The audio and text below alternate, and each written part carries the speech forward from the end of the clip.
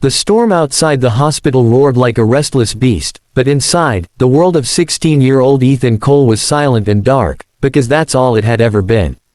Born blind, the only son of billionaire philanthropist Richard Cole, Ethan had grown up surrounded by every luxury imaginable: voice-assisted gadgets, private tutors, and a mansion so vast he could walk for hours and never reach the same hallway twice.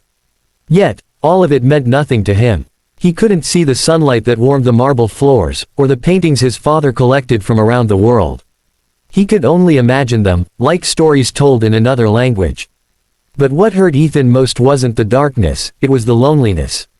After his mother's death when he was 6, his father had buried himself in work, building companies and funding hospitals in her name.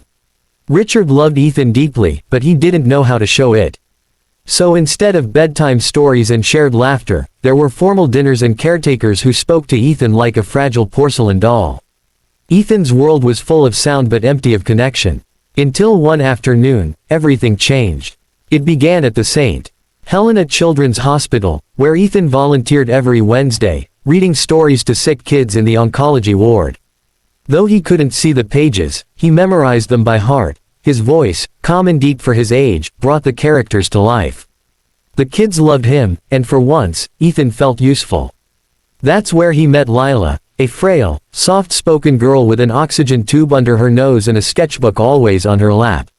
She was 12, battling a rare heart condition, yet she smiled more than anyone in the room. "Why do you always draw?" Ethan asked one day, curious. "Because when I draw," she said, "I can see the world the way I want it to be."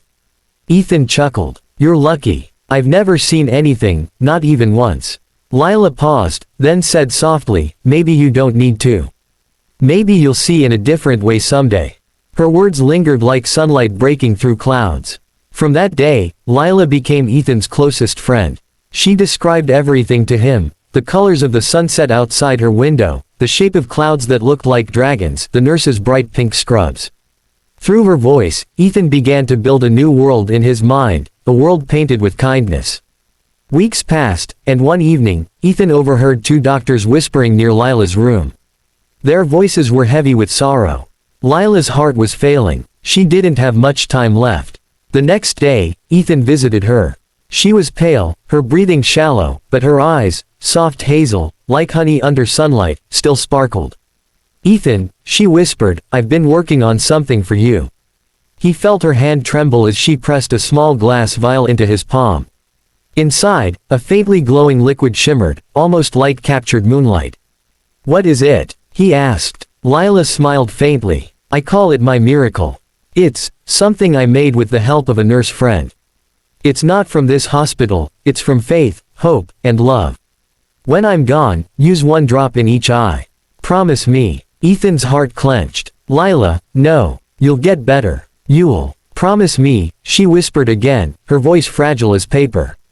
He nodded, tears slipping down his cheeks. "I promise." That night, Lila's heartbeat faded like a candle burning its last flame. She was gone before sunrise. Ethan sat beside her bed long after everyone left, holding the tiny glass vial in his trembling hands. The world had never felt darker. And then, something extraordinary began to unfold.